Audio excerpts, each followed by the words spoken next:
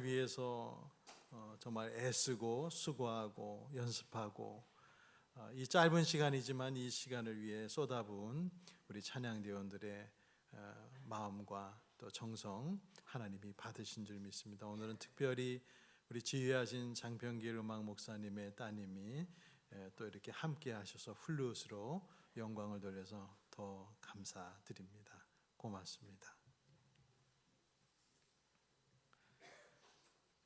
부활주일입니다. 오늘 희망을 갖고 살아야 할 충분한 이유라는 제목으로 말씀을 나누려 합니다. 사람은 1분 전에 죽었어도 고인이라고 말합니다. 지금은 존재하지 않는 옛날의 사람이 된 것입니다. 그런 의미에서 예수 그리스도는 고인이 아니십니다. 이 말은 19세기 일본의 기독교 사상가인 우치무라 간조가 한 말입니다. 그리스도는 고인이 아니시다. 맞습니다. 이제도 계시고 전에도 계셨고 장차 올 뿐이라고 요한계시록 1장 8절에 묘사된 예수 그리스도는 죽어 없어진 과거의 고인이 아니십니다. 지금도 여전히 살아계신 분이십니다. 이 점이 기독교의 놀라운 점입니다. 그리고 기독교인이 다른 종교를 믿는 사람과 그 믿음을 달리하는 점이 바로 여기에 있습니다.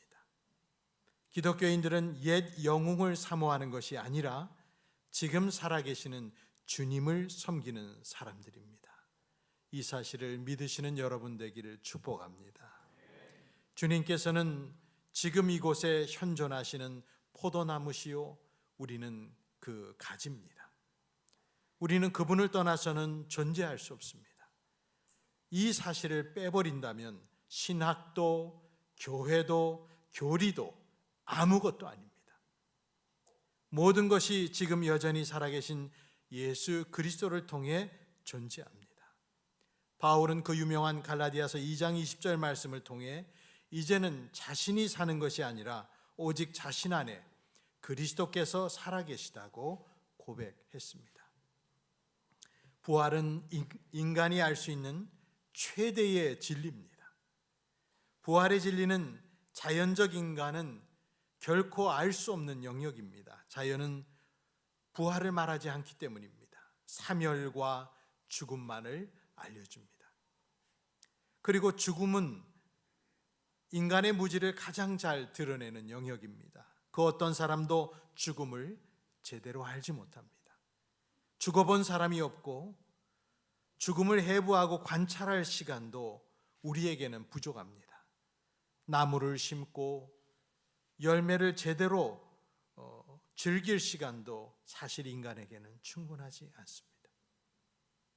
모세는 평생이 순식간에 다 했다고 시편을 통해 말씀했죠. 시편 90편 9절로 10절에 말하기를 우리의 모든 날이 주의 분노 중에 지나가며 우리의 평생이 순식간에 다하였나이다. 우리의 연수가 70이요 강건하면 80이라도 그 연수의 자랑은 수고와 슬픔뿐이요 신속히 가니 우리가 날아가나이다 라고 했습니다. 사람들은 죽음을 애써 외면하려 하면서도 철저히 죽음에 매인 존재입니다. 히브리서 2장 성경은 말하기를 죽음을 두려워해서 사는 그 종살이하고 그 죽음에서 벗어나지 못하는 사람들을 주께서 자유롭게 풀어주시기 위해서 예수께서 죽음에 이르셨다고 말씀했습니다. 성경 히브리 2장 14절 15절에 자녀들은 혈과 육에 속하였음에 그도 또한 같은 모양으로 혈과 육을 함께 지니심은 죽음을 통하여 죽음의 세력을 잡은 자 곧 마귀를 멸하시며 또 죽기를 무서워함으로 한평생 매여 종노릇 하는 모든 자들을 놓아주려 하심이니라고 하셨습니다. 이 성경의 말씀처럼 예수께서는 죽기를 무서워함으로 한평생 매여 종노릇 하는 사람들을 놓아주시려고 십자가에서 죽으시고 사흘 만에 부활하셨습니다. 죽음의 힘을 가진 존재, 죽음의 세력을 잡은 자 마귀를 없애버리시고 죽기를 두려워하는 사람을 자유롭게 풀어주시기 위해 죽음을 이기고 다시 살아나신 것이 예수 그리스도의 부활입니다. 부활에는 우리가 희망을 갖고 살아야 할 충분한 이유가 담겨 있습니다. 어느 목사님께서 미국 교회에 가셔서 청년들이 연극하는 걸 보았는데 연극의 주제는 예수님이 죽은 나사로를 살리시는 그 성경 이야기였습니다. 이 연극을 보신 목사님은 연극의 한 대목을 매우 인상 깊게 기억을 하셨는데 동네 사람들이 다시 살아난 나사로에게 이런 질문을 던지는 것입니다. 당신이 죽었다가 살아보니까 뭐가 달라졌습니까? 당신에게 달라진 것이 뭡니까? 우리가 죽었다가 다시 살아난다면 뭐가 달라질까요? 그 질문에 연극 안에서 나사로가 이렇게 대답합니다. 나에게는 더 이상 두려움이 없습니다. 나에게는 더 이상 두려움이 없습니다. 그렇습니다. 부활이 우리에게 주는 가장 큰 희망은 더 이상 두려움을 갖지 않아도 된다는 것입니다. 죽음에 대한 두려움에 종노릇하지 않아도 됩니다. 모든 것이 죽음으로 끝날 뿐이라고 생각하는 허무주의에 굴복하지 않아도 됩니다. 죽음 이후에 아무것도 없으니 여기서 놀고 먹고 마시고 즐기자라고 말하는 방탕함이나 방종에 우리가 합류하지 않아도 됩니다. 19세기 말엽 우리나라에 오셨던 유진벨 선교사님, 1895년 한국에 파송되어 와서 광주, 목포 지역에서 복음을 전하고 20여 개의 교회와 수피아 여학교 등 많은 학교를 세우셨던 유진벨 선교사님. 그 후손들은 5대째 아직도 한국에서 일하고 있습니다. 3대 손되는 인세반 유진벨 재단 회장께서 기독교 간증 프로에 나오셔서 유창한 한국어로 선교사들의 이야기를 해주셨는데요. 과거에 한국에 오신 선교사님들은 대개 연령대가 20대라는 겁니다. 30대면 선교사로 고령이었다고 합니다. 주로 20대가 오는 것은 면역력이 강하고 훨씬 에너지가 있기 때문에 위험한 선교지에 20대가 주로 파송되어 왔는데 당시에 꽃다운 20대에 온 젊은 선교사들은 보통은 평균 3년이면 사망을 했습니다. 아프리카의 과거에 18세기에 간 선교사들은 보통 1년에서 2년 사이에 죽었고 19세기에는 보통 3년 정도 살았다고 합니다. 선교사들은 죽을 각오로 간 게 아니라 죽으러 갔다고 해야 맞을 정도입니다.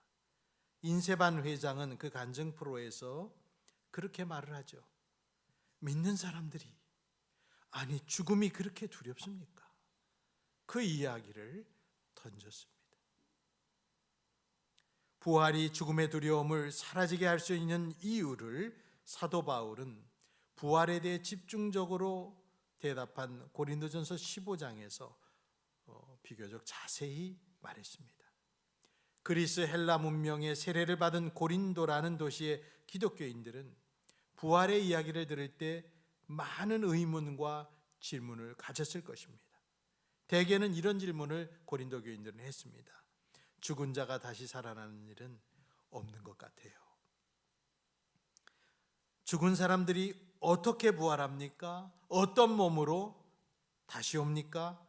그것을 질문했다고 12절, 35절에 말합니다.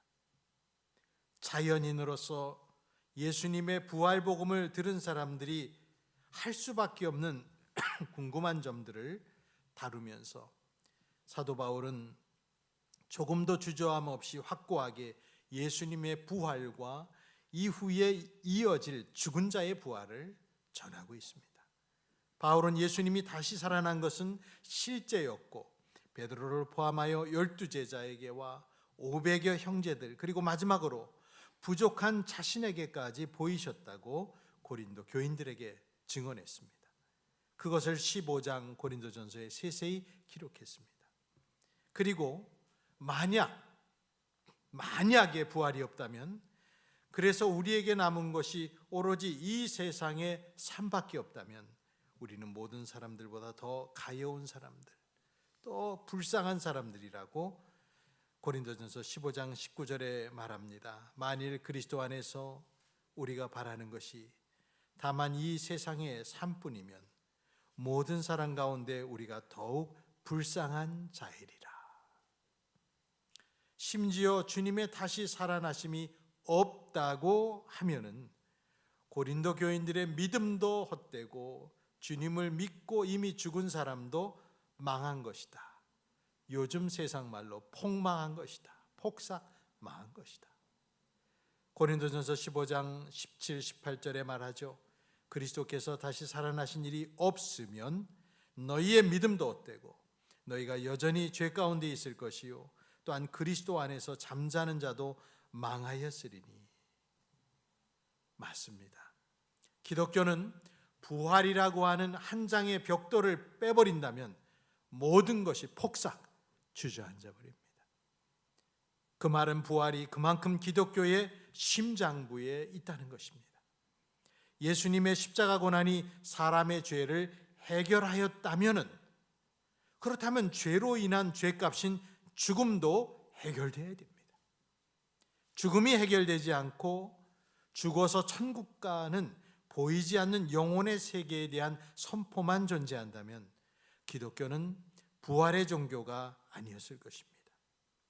그리고 십자가의 고난은 실패한 한 젊은 몽상가의 슬픈 죽음으로 치부되었을 것입니다. 정치범으로 십자가에 처형되어 죽은 유대의 한 젊은이를 누가 기억해 주겠습니까? 그가 죽고 그가 우리의 죄를 대속한 것을 무한한 희망으로 삼아서 죽음의 두려움을 이기는 소망으로 누가 신뢰할 수 있고 누가 자기의 인생을 거기다가 바칠 수 있겠습니까? 부활이 없다면. 고린도전서 15장 14, 15절은 말합니다.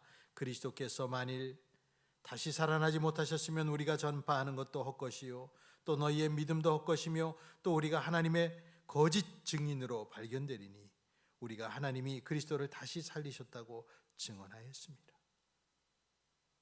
부활은 우리의 생의 판도를 바꿔놨습니다. 바울은 부활의 몸을 부여받아 살 놀라운 미래를 고린도 교우들에게 말하고 담대하게 55절에 이렇게 선언합니다. 사망아 너의 승리가 어디 있느냐? 사망아 네가 쏘는 것이 어디 있느냐? 너의 독침이 어디 있느냐? 이렇게 묻는 것입니다.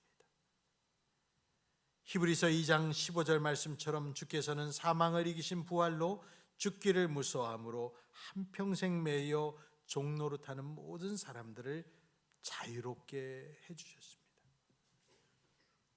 그런데 우리가 아직도 그리스도인으로서 죽음을 두려워하며 아직도 부활의 믿음을 토대 삼을 그런 토대로 삼을 삶을 계획하지 못한다면 창피하게 생각해야 됩니다.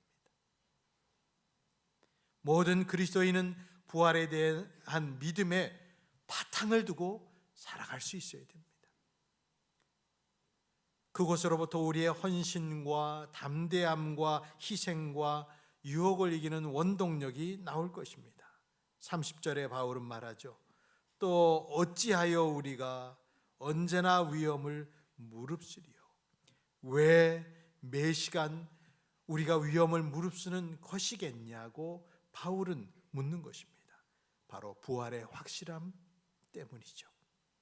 32절 하반절에 죽은 자가 다시 살아나지 못한다면 내일 죽을 터이니 먹고 마시자 하리라. 부활은 무엇입니까? 부활은 황홀한 것입니다. 하늘에 속한 분의 형상을 입어 영광스러운 몸을 입고 살아가는 하늘의 유업입니다. 다시 살아나셔서 제자들 눈앞에 나타나신 예수님을 제자들은 자기가 보고 있으면서도 믿지 못했습니다. 누가복음 24장 41절에 그렇게 증언하고 있습니다. 다시 살아나셔서 자기들 앞에 나타나신 예수님을 그들은 모두가 다 무서워했고 또 놀라워했다. 부활을 모르기 때문에 보고 있으면서도 저건 영이야, 실제가 아니야, 이렇게 영으로 생각했다고 성경은 말합니다. 며칠 전 자기들 눈앞에서 십자가에 달려 참혹하게 돌아가셔서 장사 지낸 바 되었던 예수께서 다시 눈앞에 나타나 말도 하시고 심지어는 생선구이를 잡수실 때에 그들은 환상처럼 여겼습니다. 주님은 오히려 제자들에게 말씀하셨죠. 나를 만져봐라. 나를 만져봐라. 영은 살과 뼈가 없지만 나는 있지 않냐. 그렇게 말씀하시고 생선구이 한 토막을 그 앞에서 받아서 잡수셨습니다. 정확하게 육체였습니다. 영이 아니라 몸을 가진 육체였습니다. 고린도 교회에 보내는 편지에서 바울은 예수 믿는 우리들도 차례대로 몸의 부활을 잊게 된다는 걸 알려주셨습니다. 부활의 첫 열매는 예수님이고 우리는 다음 열매라는 것이죠. 성경 고린도전서 15장 20절은 말합니다. 그러나 이제 그리스도께서 죽은 자 가운데서 다시 살아나사 잠자는 자들의 첫 열매가 되셨도다. 15장 23절에 그러나 각각 자기 차례대로 되리니 먼저는 첫 열매인 그리스도요 다음에는 그가 강림하실 때에 그리스도에게 속한 자요. 죽음이라고 하는 것은 맨 마지막에 사라져 없어질 원수입니다. 26절에 말합니다. 맨 나중에 멸망받을 원수는 사망이다. 사망이니라. 저와 여러분 그리스도인은 이 땅에서 죽음으로 헤어지는 날 또 만납시다. 그렇게 말하고 떠나갈 수 있습니다. 장례식장에서 다시 만날 때 예수 앞에 만날 때를 우리는 찬송 부를 수 있습니다. 작년 이맘때 부활주일 설교에 돌아가신 이어령 선생님 얘기를 한 게 아직도 기억이 납니다. 생애 마지막 부분을 기독교인으로서 불꽃처럼 살다 돌아가신 이어령 선생님은 돌아가시기 8개월 전에 이 땅에서의 마지막 인사 영상을 찍어 남기시면서 마지막 인사를 했죠. 자신이 없는 세상을 살아갈 뒤에 있을 사람들에게. 그분은 손을 흔들며 이렇게 말했습니다. 잘 있으세요 여러분, 잘 있어요. 그러고 하얀 옷을 입으신 이어령 선생께서 손을 흔들며 이 세상에 남은 사람들에게 인사했습니다. 평생을 글을 쓰는 문인으로 살아갔고 한 시대의 지식인으로서 살아온 그분에게도 돌아갈 곳이 생겼고 부활의 몸을 입을 소망이 생겼습니다. 여러분 산 꼭대기 높은 곳이나 저 창공 위에서 비행기에서 웃음을 지으면서 자유롭게 떨어져서 날아가다가 낙하산을 활짝 피고 지상에 안전하게 착지하는 그 익스트림 스포츠를 즐기는 사람들을 보셨을 것입니다. 낙하산에 대한 신뢰 하나로 그분들은 공포가 아니라 즐거움을 만끽합니다.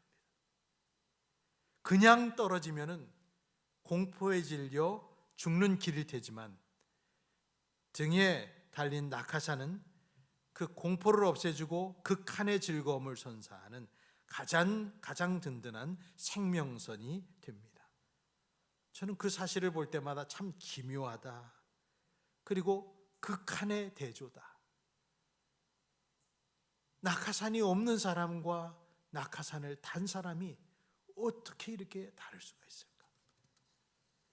그리스도의 부활을 믿고 차례대로 부활할 것도 믿는 성경을 믿는 그리스도인은 두려움을 버릴 수 있습니다.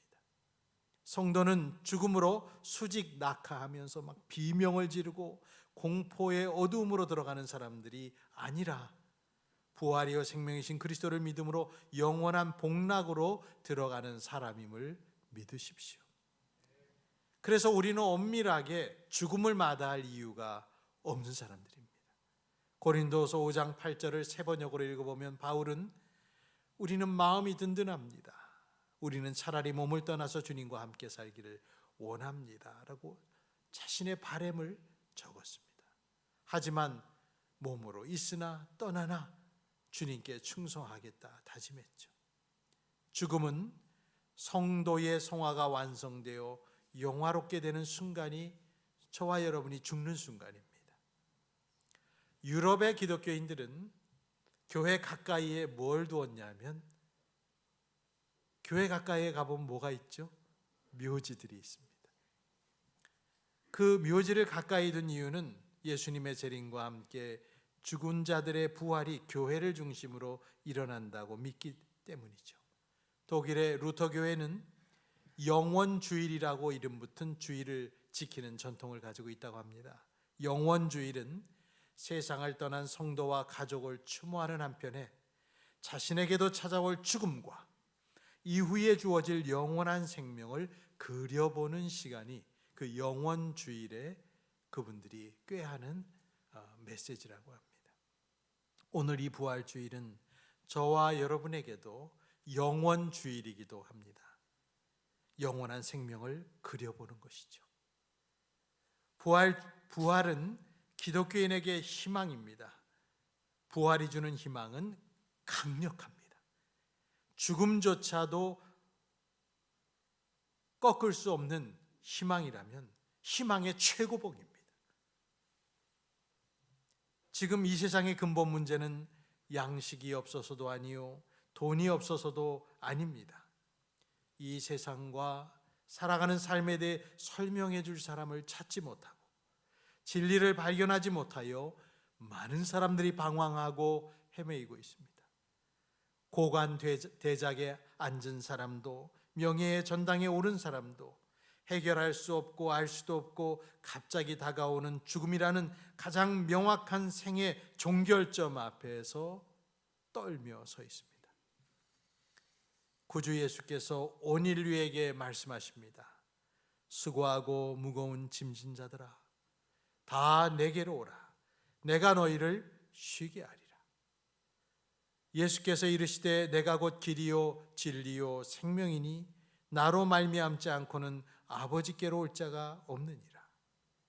예수께서 이르시되 나는 부활이요 생명이니 나를 믿는 자는 죽어도 살겠고 무릇 살아서 나를 믿는 자는 영원히 죽지 아니하리니 이것을 네가 믿느냐 하셨습니다. 희망을 갖고 살아야 될 충분한 이유를 기독교 최대의 메시지인 부활에 두시기 바랍니다. 주님은 고인이 아니시며 여러분도 고인이 되지 않을 것이며 부활의 날까지 잠자는 자, 안식하는 사람이 존재가 될 것입니다. 마지막으로 고린도전서 15장 57절 58절을 함께 읽고 부활의 메시지를 마칩니다.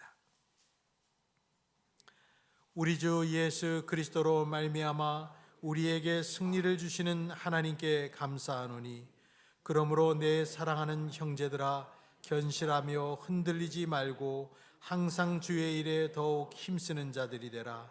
이는 너희 수고가 주 안에서 헛되지 않은 줄 알미라. 아멘. 기도합니다.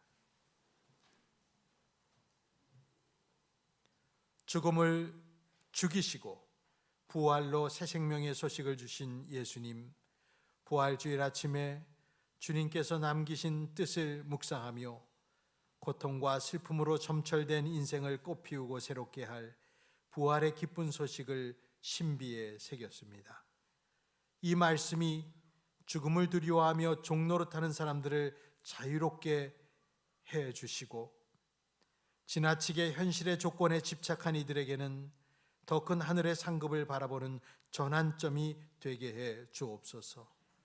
언제 다가올지 모르는 생의 끝날만을 생각하며 두려움과 초조함 속에서 죽음을 당겨 사는 사람들에게는 영광스럽게 변화될 새 몸을 입을 날을 고대하며 기뻐하게 하여 주옵소서. 세상에서 태어나 모든 것의 죽음과 소멸만을 경험한 우리들이 부활을 믿지 못하고 연약한 철학적 신앙에 매몰되지 않도록 주여 우리를 도와 주옵소서. 주님과 함께할 영원한 날을 다시 소망하며 구주 예수님, 부활하신 예수님의 이름으로 기도합니다. 아멘. 171장 1절을 일어나서 찬양합니다.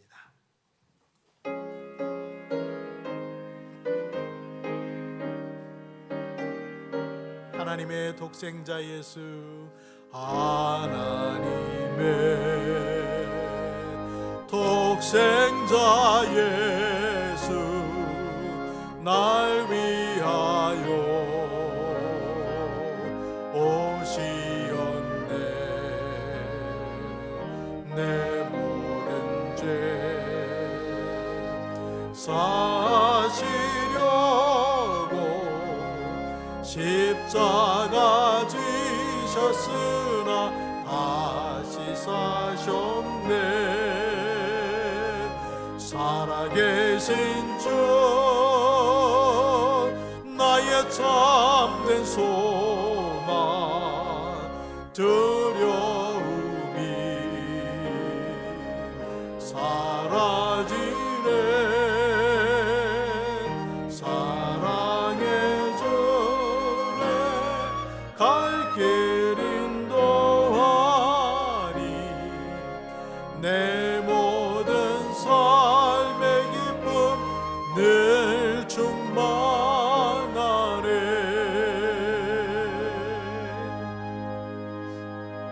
옆에 있는 분들에게 주님 부활하셨습니다. 우리 부활의 인사 함께 나누겠습니다. 주님 부활하셨습니다. 네, 주님 부활하셨습니다. 오늘 꼭 식사하시고 교제하시고 돌아가시기를 바라겠습니다. 축도하겠습니다. 이제는 죽음을 이기시고 부활하신 주 예수 그리스도의 은혜와 하나님 아버지의 놀라우신 사랑과 성령님의 감화 감동 위로 교통하심이 부활의 복음을 마음에 깊이 간직하고 죽음의 종노릇하지 아니하고 담대히 살기를 원하며 세상에서 비루하게 살지 아니하고 하나님의 담대한 증인되어 살기를 결단하고 돌아가는 성도들 위해, 특별히 가정에서 함께 예배드리는 연약한 이들 위해 영원토록 함께 있을지어다. 아멘.